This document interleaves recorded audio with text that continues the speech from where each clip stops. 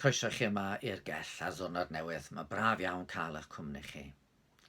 Rwan un o'r pethau dwi'n gael yn ddiddorol am iaith ydy'r gwahanol ffyrdd o allu deud rhywbeth. Mae modd cael ymadrodd sy'n deud stori blaen, ond yna mae yna ymadroddion mwy lliwgar sy'n deud yr un peth ond sy'n gwneud i chi feddwl.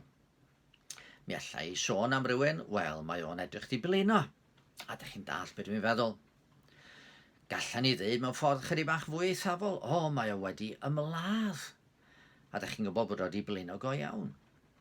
Ond mi oedd gan y rhieni yng nghyfresu ymadrodd arall oedden nhw'n hoffi ddefnyddio. Mae o'n edrych dwy ffordd am y lleiad.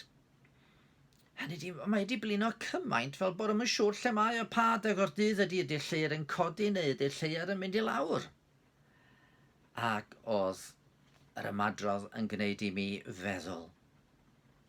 Rwan un o'r ymadroddion roedd Iesu'n ei ddefnyddio, sydd bob amser yn peri mi feddwl ydy hwn. Os gan rhywun glistiau i wrando, gwrandawed. A di tamlwg pwy sydd efo clistiau, ond mae yna wahaniaeth yn does rhwng clywed a gwrando. Pan o'n i'n blentyn mi fedrwn ni ymgolli mewn llyfr weithiau. Bydde mam yn galw arna i, Dafydd, mae bwyd yn barod, a fi yna ni ateb i, iawn. O'n i di clywed. Ond chwarter awr yn ddiweddarach, o'n i'n dal heb ymddangos wrth y bwrdd bwyd. O'n i efo mhen yn y llyfr, o'n i wedi clywed ond doeddwn i ddim wedi gwrando na chymryd y neges i mewn. Ffordd da ni'n gwybod os da ni wedi gwrando ydy fod yn ymddygiad yn wahanol mewn rhyw ffordd. Yn yr enghraifft dwi wedi defnyddio, mi fyddwn i wedi codi a mynd i gael fy mwyd. Enghraifft arall, pan o'n i'n ysgol. Mi fydden ni yn weithiau'n cael ffilmiau yn sôn am beryglon ysmygu.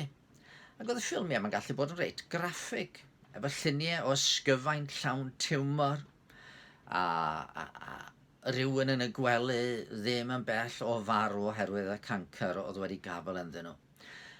Ac yn wir oedd na ambell un mwy sensitif yn llywygu wrth weld y lluniau yma yn y dosbarth. Ond mor ddifrifol oedd y neges. Oedd yr un rhai oedd wedi bod yn llywygio, o'n i'n gweld nhw chydig wedyn yn mynd allan, prynu sigarets a mwynhau'r profiad o anadlu'r mwg gwenwynig i mewn i'w ysgyfaint. Oedden nhw'n clywed heb wrando. Y dyddiau yma, efo'r holl negeseuon yn dod am beryglon Covid-19.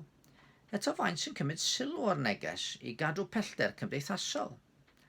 Mae mor hawdd i glywed heb wrando a chymryd i mewn a gweithredu ar yr hyn da ni wedi glywed. A dwi'n siŵr fod pob un ohono ni wedi gweld pobl yn torri'r rheolau osodwyd yn ei lle ar gyfer yn diogelwch. Ond be am pam oedd Iesu yn deud wrth i gynulleidfa fod angen iddyn nhw ddefnyddio eu clistiau? Mi oedd yr arglwydd yn dymuno fod pobl yn gwrando arno, ond y fwy na gwrando yn ystyried ei eiriau. Un o'r troi'n ddefnyddiodd ar ymadrodd oedd ar ôl adrodd dameg yr rheior. Dameg sy'n sôn fod mae pobl yn gallu peidio gadael i'w neges o wreiddion eu calonnau. Mi all Efengil Iesu Grist gael ei gipio ymaith yn syth, yn union fel y brain yn bwyta'r had ar fin y ffordd. Gall beidio gwreiddio yn calonnau, a pan mae trafferth yn dod, den ni'n anghofio fo a den ni'n troi nôl at yn hen ffyrdd. Fel yr had ddisgynodd ar y tir creigiog. Mi all hefyd gael ei dagu gan ofalon y byd hwn. Mae gofalu am yn teulu, yn plant, yn moethusrwydd, yn cartre, y car a phob dim arall. Mae'n gallu golygu bod yr had yn cael ei dagu fel yr had ddisgynodd ymysg y draen. Ond y gair sy'n dwyn ffrwyth ydy'r gair sy'n cael treiddio i'r galon a gwreiddio'n ddwfn ynddo. Wan un o'r peryglon dwi'n ymwybodol ohono ydy'r hyn fyddwn ni'n alw'n selective hearing. Mae rhai geiriau yn cael gwreiddio'n ynghalon ni. Ond, mae unrhyw un sydd yn riant yn gwybod. Mae'ch plant chi'n gallu bod yn fyddar pan soniwch chi am glirio ystafell neu mynd i wneud i gwaith cartre. Ond soniwch bod i hoff raglen deledu ar fi'n cychwyn a maen nhw yna fel shot a mae cliw nhw'n berffaith. Felly mae'n gallu bod efo geiriau Iesu. Da ni'n clywed ambell i air yn glir. Ie, da ni'n cytuno'n llwyr.